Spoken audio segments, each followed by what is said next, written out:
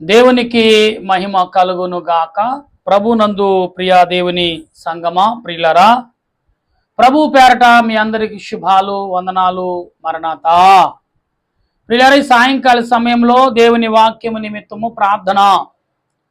సర్వోన్నతుడా, సర్వాధికారి, సర్వ సృష్టికర్త, మహోన్నతుడా, మహాగణుడు అయిన మా పరిశుద్ధాత్మదేవా, వందనాలు, స్తోత్రాలు. ఇప్పుడు ఎల్లప్పుడూ నిత్యమును ఉన్నవాడువును, నేను ఉన్నానని సెలవిచ్చిన దేవుడు గనుక నీకు వందనాలు ప్రభువా. సమయంలో నీ వాక్యమును చేతపట్టి నీ ఎదుట నిలుచు నన్ను నా తలంపులు మరుగు చేయండి. ఎందుకంటే ప్రభా, నేను మాట్లాడితే ఎవరికి అర్థం కాదు, నా జ్ఞానము సరిపోదు. నీ దాసుడైన నన్ను నీ సిలువ చాటును మరుగుపరచండి ప్రభువా. నా కంఠస్వరని బోరుగా వాడుకోండి ప్రభా. నీ సన్నిధి, ఆదరణ, ఆత్మీయ మేలును సమకూర్చమని మా రక్షకుడును ప్రభు అయిన యేసుక్రీస్తు యొక్క పరిశుద్ధమైన నామములు అడిగి ప్రార్థన చేయుచున్నాను పరమ తండ్రి, ఆమేన్. మన తండ్రి అయిన దేవుని సహాయము తోడుగా ఉండి ముందుకు నడిపించును గాక, ఆమేన్. ప్రభునందు ప్రియా దేవుని బిడ్డలారా, ఈరోజు అంశం ఏంటి?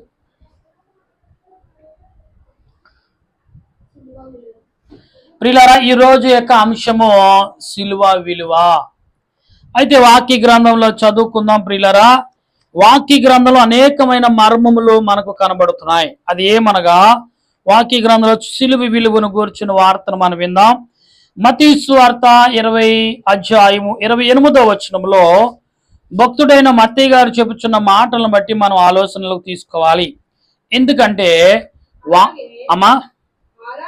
అలాగే మనుష్య కుమారుడు పరిచారము చేయించుటకు రాలేదు గాని పరిచారు చేయుటకు అనేకులకు ప్రతిగా విమోచన క్రయ ధనము కొరకై తన ప్రాణమును ఒకే వచనం వచ్చుటకును వచ్చునని దేవునికి మహిమ కలుగును గాక. ప్రియులరా, అంటే యేసుక్రీస్తు యొక్క రక్తము మనకి విమోచనకరంగా ఉన్నదనేది మనం భావించాలి.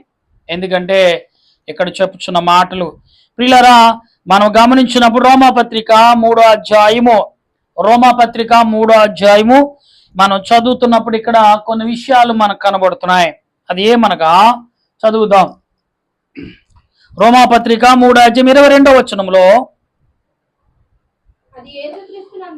25వ వచనం, పూర్వము చేయబడిన పాపములను దేవుడు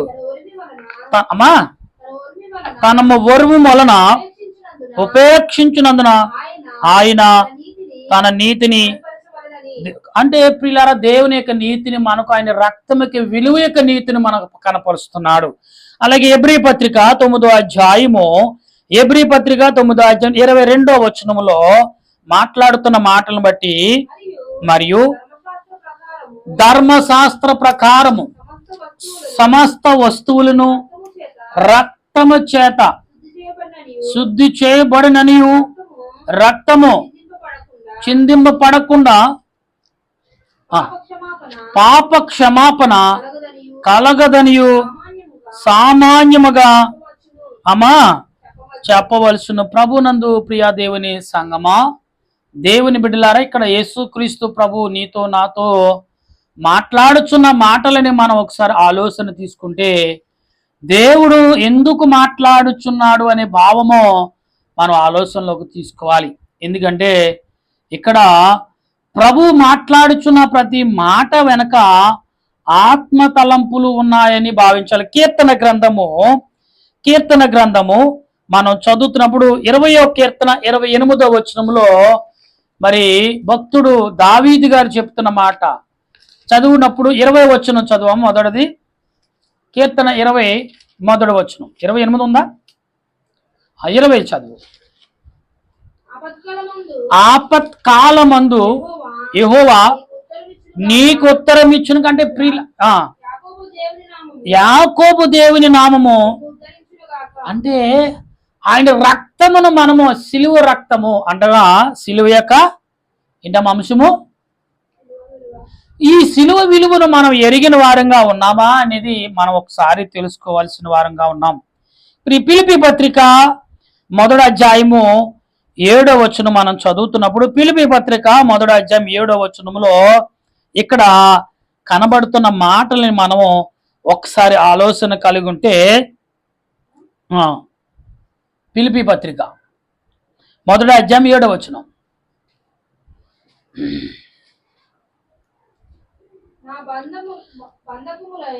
బంధకముల యందును నేను స్వార్థ పక్షముగా వాదించుట యందును దానిని సిద్ధపరచుట యందును మీరందరూ ఈ కృపలో నాతో కూడా పాలువారై ఉన్నారని నేను మిమ్మలను నా హృదయములో ఉంచుకుని ఉన్నాను.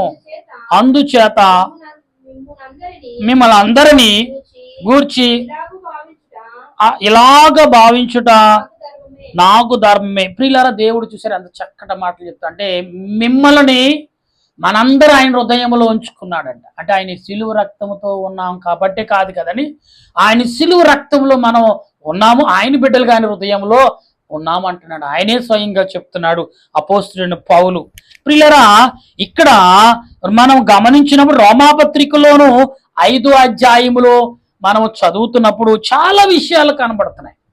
కనుక వచనాలు మీకు చదివి వినిపించడానికి ప్రయత్నం. చదువమ్మా, రోమాపత్రిక 5వ అధ్యాయము 9వ వచనం చదువు. కాబట్టి ఆయన రక్తము వలన ఇప్పుడు నీతిమంతులుగా తీర్చబడి మరి ఇంత నిశ్చయముగా ఆయన ద్వారా ఉగ్రత నుండి దేవుని చూసారంటే యేసుక్రీస్తు యొక్క రక్తము వలనే మరి మనము గమనించవాలి.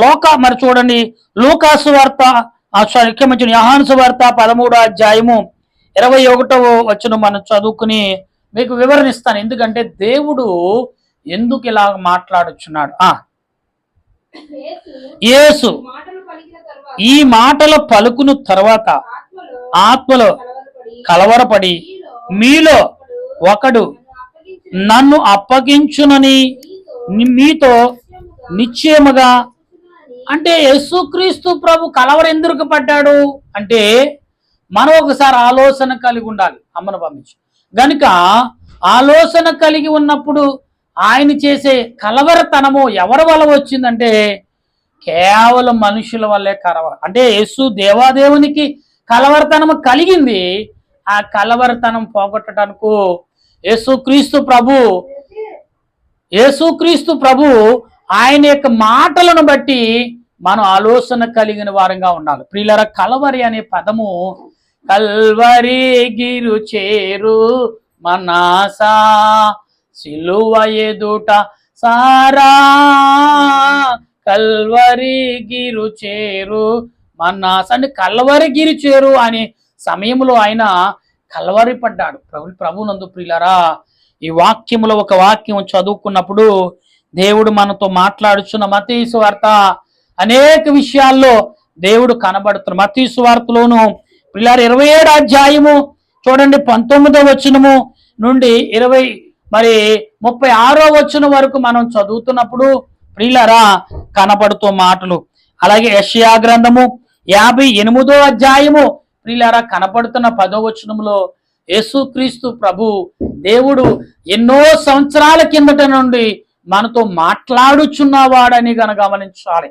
అలాగనే ప్రియులారా అనేక విషయాలు అందుకే దేవుడు అంటున్నాడు లూకాసు వార్త 23వ అధ్యాయంలో 6 నుండి 12 వచనాలు మనం గమనించినప్పుడు దేవుడు ఎంత స్పష్టంగా చెప్తున్నాడు. అందుకే సిలువ విలువ, ఈ సిలువ విలువను మనం ఎరిగి ఉండాలంటే ఆయన రక్త విలువను మనం ఎరిగి ఉండాలి, ఆయన శక్తి విలువను మనం కలిగి ఉండాలి, ఆయన ప్రభావ విలువ మనం కలిగి ఉండాలి, ఆయన భావ విలువ మనం కలిగి ఉండాలి, ఆయన యొక్క ఆత్మీయత విలువను మనం కలిగి ఉన్న నాడు ఖచ్చితంగా సిలువ విలువను మనం కలిగి ఉన్న వారంగా ఉంటాం. ప్రియులారా, ఈ సిలువ విలువ ఎప్పుడంటే సిలువే నా శరణము అనే మాట, సిలువ విలువ ఎందుకు ప్రభు మనతో మాట్లాడుచున్నారంటే ప్రియులారా ఇక్కడ మత్తయి సువార్త చూడండి, యోహాను సువార్తలో 19వ అధ్యాయము 25 నుండి 30 వరకు మనం చదువుకున్నాం.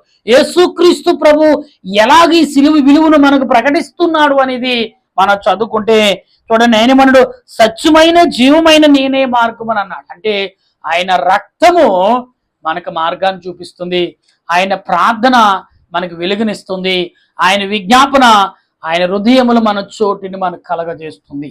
ప్రియులారా గమనించండి, దేవుడు నీతో నాతో మాట్లాడుచున్నాడంటే కారణం ఏంటి? ఆయన హృదయములో ఎవరైనా చూడండి, తల్లిదండ్రులైన వారు పిల్లలను జ్ఞాపకొచ్చినప్పుడు ఎక్కడో కొన్ని దేశాలు ఊర్లు వెళ్తూ ఉంటారు. అకస్మాత్తుగా బిడ్డలకు గుర్తొస్తారంటే వారు వారితో ఆడినప్పుడు, వారితో పాడినప్పుడు, వారితో ఆటపాటలతో ఉన్నప్పుడు తల్లిదండ్రులు గుర్తించుకుని వెంటనే ఫోన్ చేస్తాడు, ఏం చేస్తున్నాడు పిల్లవాడు అని, ఏం చేస్తుంది అమ్మాయి అని అడుగుతుంటారు. ఎందుకంటే వారి యొక్క ఉనికిని హృదయములో తలంచారు. వారి ఉనికిని, వారితో ఆడుకున్న మాటలు పాటలు, వారితో ఉనికిని వారిలో గ్రహించగలిగి ఉన్నారు కాబట్టి వెంటనే ఫోన్ చేయగలిగారు. కానీ మరి దేవుడికి ఆయన ఉనికిని నీవు ఎరిగిన వాడు అయితే మరి ఏ రకంగా తెలుసుకుంటావు? ఏ రకంగా తెలుసుకుంటావు? మరి యేసు ప్రభుకు ఫోన్ ఉందా? ఆయనకి ఇంటర్నెట్ ఉందా? ఆయనకి మరి మెసేజ్ పెట్టగలవా? ఏ రకంగా ఉంది? ఇంటర్నెట్ ఉంది, ఫోన్ ఏదంటే ప్రార్థన అనే ఫోన్ ఉంది.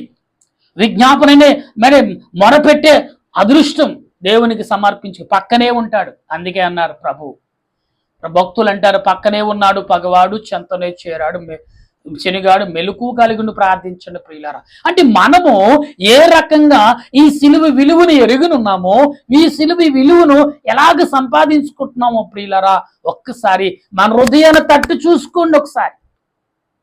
అందుకే భక్తులు అన్నారు, హృదయం 2 రకాలంట. ఎన్ని రకాలు? 2 రకాలు. ఒకటి గందరగోళము, 2 విశ్వాసం అంట. ఒకటి గందరగోళం పెట్టే మనసు ఏదైతే ఉందో ఈ హృదయము తలంతులుగా ఎప్పుడు కనిపించుతూ ఉంటుంది. అందుకే చాలా మంది అంటే ఏంటి ఆలోచిస్తున్నావు అంటారు. తలంపుకు ఒకసారి హృదయము ఆలోచనలకు వెళ్ళినప్పుడు ఆటోమేటిక్గా పక్కనేం జరిగిన ఆలోచన, ఎందుకంటే అతడు వేరే ఆలోచనలోకి సింక్ అయిపోతాడు. ఈ సింక్ అయిపోవటం వల్ల ఏమవుతుందంటే అవతల ఏమి జరుగుతుందో తెలియదు. అటువంటిది దేవుడు మరలా అప్పుడు వై అని సప్పుడు చేస్తేనే తప్ప చాలా మంది ఆ యొక్క బయటికి రాలేదు. అలాగే దేవుని వాక్యమును నిన్ను తట్టి లేపుతుంది ప్రియులారా. అందుకే సిలువ విలువ అంటే సిలువుని నీ భుజం మీద ఉన్నది, సిలువ అయిన ఆత్మ సంపూర్ణ దేవుడు నాలో ఉన్నాడు అని గ్రహిస్తే ఆ విలువను ఏదో ఒక రకంగా నీకు కనపరుస్తుంది ప్రియులారా. జేబులో బ్యాటరీ లైట్ ఉంది అనుకుందాం, సెల్ ఫోన్ ఉంది, బ్యాటరీ లైట్ లాగా ఉపయోగపడుతుంది. సెల్ ఫోన్ వల్ల చాలా రకాల ఉపయోగం ఉన్నాయి, చాలా రకాల సెట్ ఉన్నాయి. ఏమండి చూడండి, 10% లేకపోతే 40% మంచి ఉంది, 60% చెడ్డ ఉంది. 40% కంటే ఆ 60% ముందొస్తుంది. ఎందుకంటే ఆధిపత్యం మాదే ఎక్కువ ఉందని సాతాను గాడు సెల్ ఫోన్ లో కూడా వాడు ఆధిపత్యమే కానిస్తున్నాడు. ఈ 40% ఏదైతే ఉందో దాన్ని మనం గుర్తిస్తే నీవు దేవుని ఎడల ఎంతగా చేరిపోతావు. టెక్నాలజీలో కూడా దేవుని వాక్యమును, టెక్నాలజీతో పాటు దేవునిని కూడా మనం చూడగలం. ఎలాగండి అనుకోవచ్చు, హృదయం అనే తలంపులు ఎరిగిన దేవుడు ఆయన హృదయములో నువ్వు దాగబడి ఉన్నావు. అందుకంటే నా హృదయములో మీరు ఉండటం వలన నేను తలంచు. అందుకే మన పిల్లలు మనం ఎక్కడున్నా కానీ నా పిల్లవాడు ఏం చేస్తున్నాడు, నా కుమారుడు ఏం చేస్తున్నాడు, నా కూతురు ఏం చేస్తుంది, నా కొడుకు ఏం చేస్తున్నాడని ఇలా జ్ఞాపం చేసుకుంటుంటారు. దేవుడు కూడా నిన్ను జ్ఞాపం చేసుకోడా? ఆయన జ్ఞాపం చేసుకున్నప్పుడల్లా నీ హృదయంలో అప్పుడే ప్రార్థన చేసుకోవాలి. అప్పుడే అని కూడా యేసుక్రీస్తు యొక్క సన్నిధికి వెళ్ళలేకపోయాని అప్పుడు జ్ఞాపకం. అంతవరకు ఏం చేస్తావు? లోక సంబంధంగా పరిగెడతావు. ఏదో క్షణము తలుపు తట్టునట్టుగా అది గుర్తొస్తుంది, అప్పుడు పరిగెడతావు. అప్పటికి ఏమైపోతుంది? ఆరాధన అయిపోతుంది, పాటలు అయిపోతున్నాయి, వాక్యము కూడా ముగింపులోకి వస్తావు. రేపు నువ్వేమి చేయాలో ఈ రోజునే నువ్వు సిద్ధపడవా? రేపేమి చేయాలో ఈ రోజు దేవుడు నీకు తలంపు ఇచ్చాడు, కానీ దానికి మనం లోబడలేక ఉన్నాము. కాబట్టి ఈరోజు ఏం చేస్తున్నామంటే దానిని గ్రహించలేను. కానీ ప్రభు అన్నారు, నువ్వు గ్రహించినాడు నీవు నా హృదయంలో ఉన్నావు, అలాగే నీ హృదయంలో నేనున్నాను అంటున్నాడు. అటువంటి ఆలోచన ఈ సిలువ దినాల్లో 6వ రోజున ప్రియులారా సిలువ అనే గుడారంలో ఈ సిలువ ప్రయాణము, ఈ సిలువ యాత్ర, ఈ సిలువ యొక్క జీవితం అనే ప్రయాణం నీలో ఉందా? ఉంటే రండి ప్రార్థన చేస్తాం. అటువంటి దేవుని ఆశీర్వాదం దేవుడు అందించును గాక. ఆమేన్. ప్రేమగల తండ్రి నీకు వందనాలు. 6వ రోజున ఈ సిలువ యొక్క ప్రయాణం లేదా సిలువ యొక్క విలువ, ఈ సిలువ విలువను తెలుసుకోవటానికి నీ వద్దకు వచ్చిన నీ మాటలు అనేకమైనవి, అనేక రకాలుగా కనబడుతున్నాయి. ఈ మాటలన్నీ బట్టి నీ వందనాలు చెల్లిస్తూ సిలువ విలువను కలిగిన మాకు నీ ఆత్మ నడిపింపు దేవా. ఎంతరైతే ఈ మాటలు వింటున్నారో అందరికి నీ సిలువ విలువన కలుగును గాక. నీ సన్నిధి వారి మీదకి దిగవచ్చును గాక. నీ ఆత్మతో వారు నింపబడుదురు గాక. నీ సన్నిధి కాపుదల వారి అనుగ్రహించబడి ఎట్టి భాగ్యం మరణాత ప్రార్థన సన్నిధి దీనుడని నేను చేస్తున్న ఈ ప్రార్థనకు నెరవేర్పు దయచేసి మహిం పొందమని క్రీస్తు నామమున అడుగుచున్నాను పరమ తండ్రి. ఆమేన్. తండ్రి అయిన దేవుని సహాయము తోడుగా ఉండి నడిపించును గాక. ఆమేన్, ఆమేన్, ఆమేన్. మరణాత.